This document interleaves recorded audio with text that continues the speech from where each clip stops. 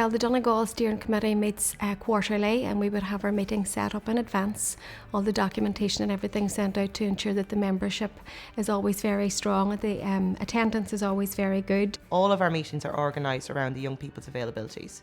If they are allowed out of school, which I'm not a fan of, we will have them during the day. If they're not allowed out of school, we will have them after school. We have 2 elected representatives on our steering committee, and I think that's very positive for the steering committee and for Carlow and Donohoe in general, because it allows the elected members who directly deal with policy to have the views of all young people within Carlow brought to their attention.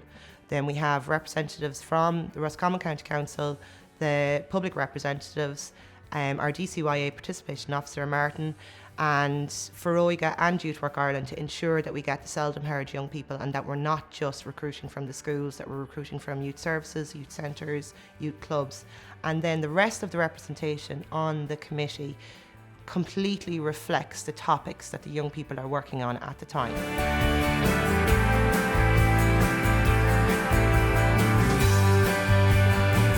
Initial contact would have been made with the key agencies, asking them if they would like to nominate one of their employees or representatives to be on the steering committee. And every single person that we wrote to gladly sends a representative. In particular, over the years, we would have built up a bigger steering committee based on the topics that the youth were involved with, to get the particular agencies, maybe the Garda or Feroiga or whoever, to represent themselves on the committee.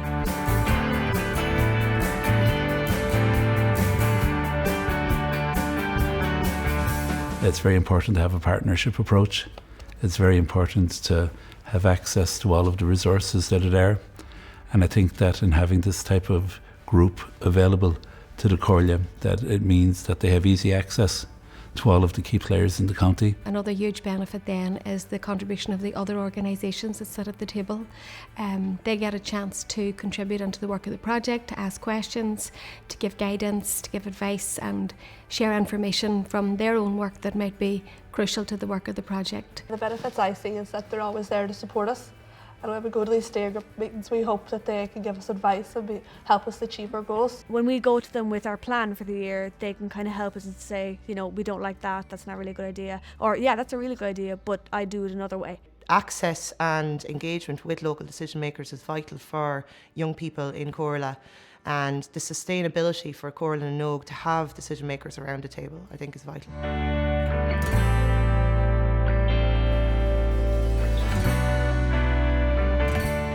When we're formulating plans, people are formulating strategies, there is the opportunity to consult with Comhairle and give us the real opinion of a group of young people.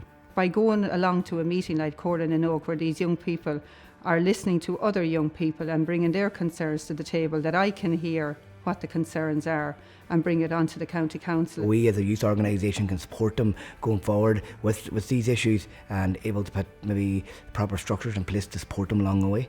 The main one is that you've got a forum for young people where their views can be heard, and also the fact that that forum has a mandate from other young people from all parts of the county. It's the only place where we have that. It allows young people from a wide variety of backgrounds to get access onto the Youth Council. That I guess the voices heard that normally maybe don't get heard. It shows that, you know, the friendly side to the Guards, that we're there to help young people, that we're not always there when they're in trouble and to enforce the law. And that shows that they can actually come to us with their problems.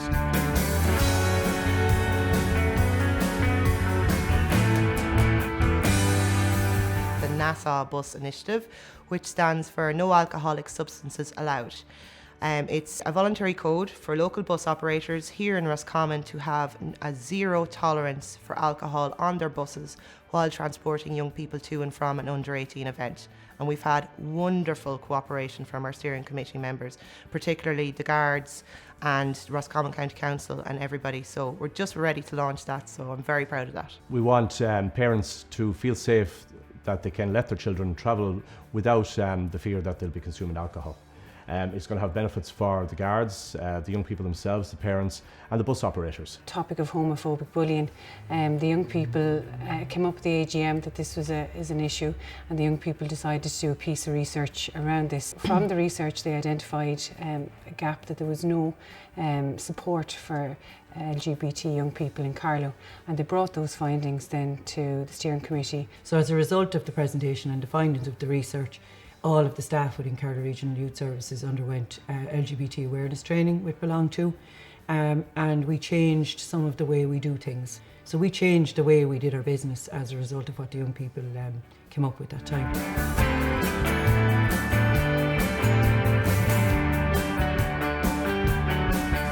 Recognising the value of everyone around the table, including the agencies and the adults and young people, and it's not tokenistic. Not to have people on the committee that don't have a purpose or can't contribute to what the Comhairle are working on. To have elected representatives that then can go back to the steering groups, sit down with all the key policymakers for Comhairle and work both ways. Make sure that you're getting the voice of all the young people in your catchment area.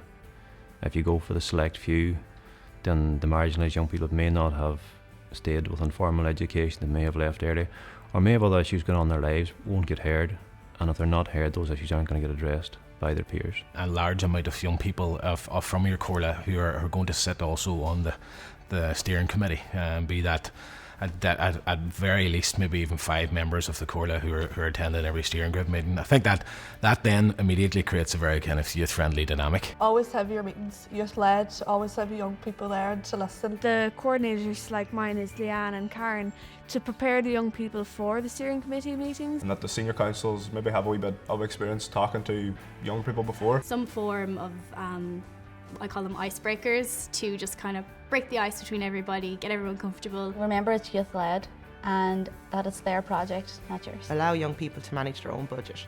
When they're in charge of their own money, they spend very wisely, and it means in Roscommon that we can have a lot of young people involved for the same budget that we get across the country. Ensure that all members have equal participation at the steering committee meeting, maybe give the young people who are represented on the committee a chance to chair the meeting, as it's a good experience for them, and also to have a bit of fun while they're there. What's crucial to take from it is that it's a mutually beneficial experience for both the young people involved in Comhairle and Oak Steering Committee, but also from the point of view of the adults involved. We need to, as adults, act as champions for the young people who are coming with their views, and we need to make sure that there are real opportunities locally for young people to influence decision making.